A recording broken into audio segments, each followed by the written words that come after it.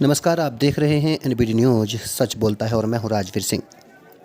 Najibabad block के मंडावली थाना क्षेत्र के गांव मंडावली में उस वक्त हड़कंप मच गया जब लोगों को पता चला कि गांव मंडावली निवासी युवक आकाश चौहान को मुस्सेपुर गांव निवासी अंकित, कन्हैया और सुशांत ने गोली मारकर हत्या कर दी। आकाश चौहान के पिता योगेंद्र चौहान ने तीनों अभियुक्तों के खिलाफ थाना मंडावली में नामजद रिपोर्ट लिखाई है। आज भारी पुलिस सुरक्षा के बीच मृतक आकाश का अंतिम संस्कार कर दिया गया।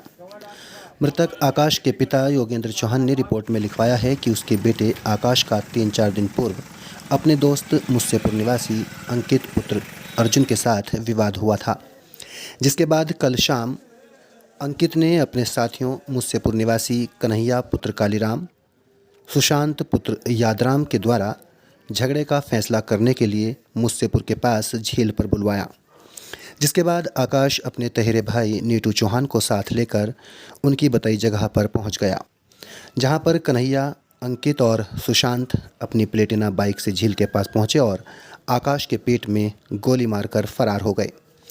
आनन फानन में घायल आकाश को पूजा अस्पताल ले जाया गया, जहां से उसे हायर सेंटर के लिए रेफर कर दिया गया।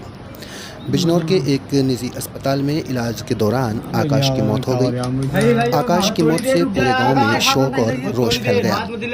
घटना की जानकारी मिलते ही सुरक्षा की दृष्टि से मृतक के गांव में भारी पुलिस बल तैनात कर दिया गया।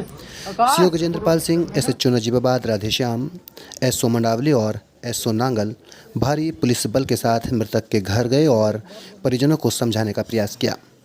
बताया जा रहा है कि 2 अभियुक्तों को पुलिस ने गिरफ्तार कर लिया है, लेकिन मुख्य अभियुक्त अंकित अभी फरार चल रहा है। सीओ गजेंद्रपाल सिंह ने 24 घंटों के भीतर अंकित को गिरफ्तार कर जेल भेजने की बात कही है।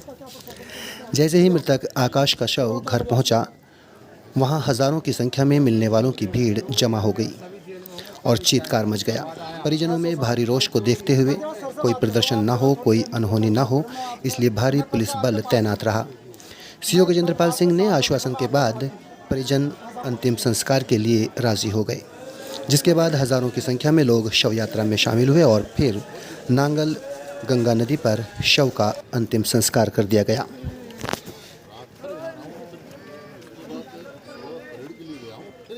देखो, मेरा एक शब्द आप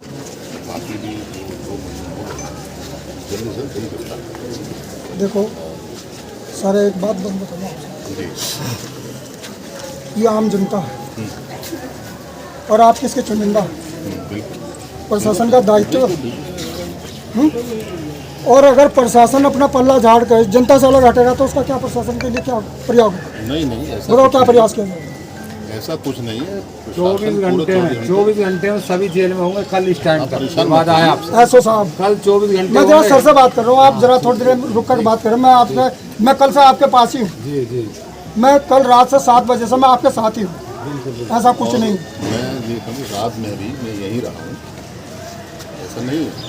मुझे बहुत दुख है, निकोला का बेटा था, मुझे मालूम है, और मैं रात भर यहाँ रहा हूँ, फिर उसके बाद सुबह परेड के लिए गया हूँ, फिर यहीं आ गया। देखो, मेरा एक शब्द आप कहने का, मेरे की रिक्वेस्ट समझ ले, विनती समझ ले, या आपको कुछ भी समझ लिया आप अपनी तरफ से, क्योंकि आप प्रशासन से मैं रिक्वेस्ट कर रहा हूँ, इस आम आदमी से नहीं।